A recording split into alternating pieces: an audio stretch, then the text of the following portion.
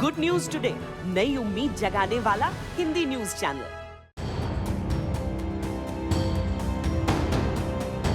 Covid के कारण पिछले 2 साल से चार धाम यात्रा पूरी तरह से ठप पड़ी है। कोर्ट ने भी यात्रा पर रोक लगाई हुई है।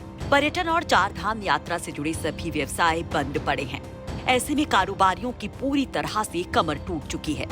चार धाम और पर्यटन से जुड़े लोगों को सरकार से आशा थी कि सरकार उनको कुछ राहत देगी और सरकार ने 200 करोड़ का एक बड़ा पैकेज भी घोषित कर दिया।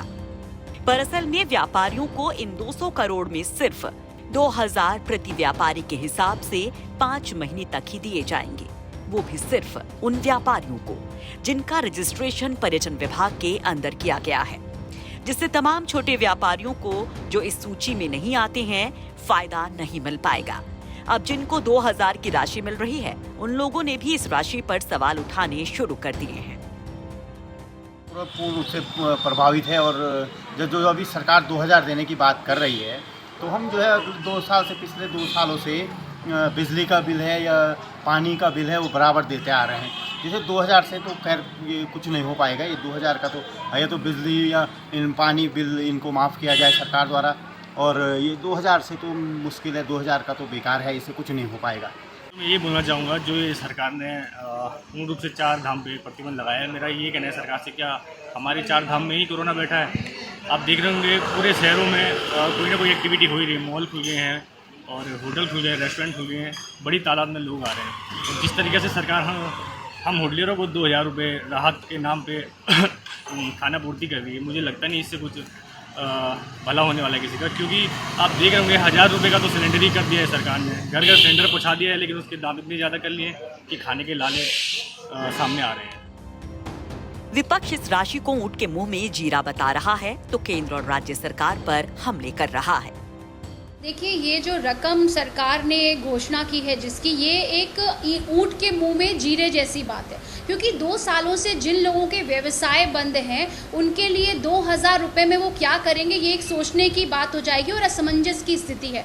उन्हें हो सकता है EMI देनी है बैंक की, घर के खर्चे चलाने हैं, और कई लोग तो ऐसे हैं जो जिनके होटल्स बंद हो चुके हैं, जिनके रेस्टोरेंट बंद हो चुके हैं, तो उनके लिए ये जो रकम है ये बहुत कम है। और जिस तरीके से हाई कोर्ट की संस्तुति थी इस बात पर कि आप जो है सुव्यवस्थित ढंग से जो चारधाम यात्रा है उसका आयोजन कर सकते हैं, क्योंकि सरकार के पास ना ही कोई जो है नीति है इसको चलाने के लिए, इसलिए सरकार नहीं चला रही है। और आज आप 3 करोड़ जो 66 लाख रुपीस हैं वो इतना बड़ा अमाउंट दिखा रहे हैं, बट सच तो ये है कि एक व्यक्ति के खाते में सिर्फ 2000 रुपये आ रहा है, जो कि ना के बराबर है। चारधाम यात्रा हमारी आर्थिकी में एक महत्वपूर्ण भूमिका निभाती है।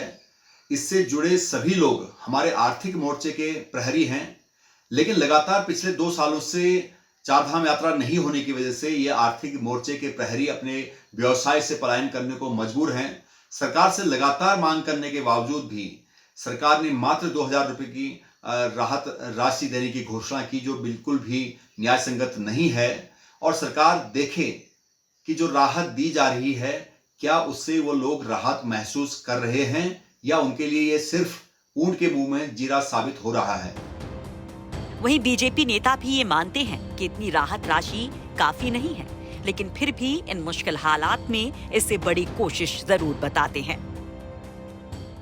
ये हम भी समझ रहे हैं कि जो कोरोना जैसी परिस्थिति में जिस प्रकार से लोगों का नुकसान हुआ है, उसकी संपूर्ण भरपाई कोई भी सरकार नहीं कर सकती है।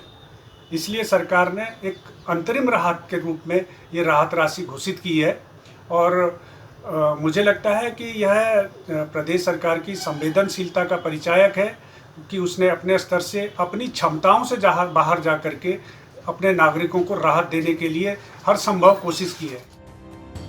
कुल मिलाकर कहा जा सकता है कि कोरोना की वजह से हुए नुकसान और पर्यटन व्यवसाय से जुड़े लोगों के लिए ये राहत किसी झुनझुने से कम नहीं, जिसे चुनावी मौसम में लोगों के हाथों में थमाया गया है और लोग खुद को ठगा महसूस कर रहे हैं।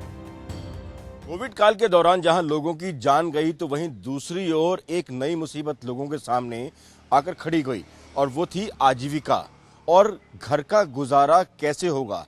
ऐसे में चारधाम यात्रा पर भी कुठाराघात सा साबित हो गया, जब हाई कोर्ट के आदेश के बाद चारधाम यात्रा पर रोक लग गई।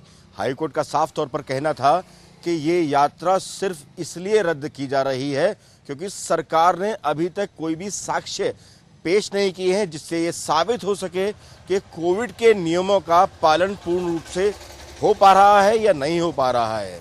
ऐसे में सवाल एक बार फिर से आकर खड़ा हो गया है और वो है मानदेय को लेकर, क्योंकि उत्तराखंड सरकार ने 3,66,00,000 रुपए का अनुमन्य तो जारी कर दिया है उन लोगों के लिए जो बेहद परेशान हैं और इसी व्यवसाय चारधाम यात्रा और पर्यटन से जुड़े हुए हैं।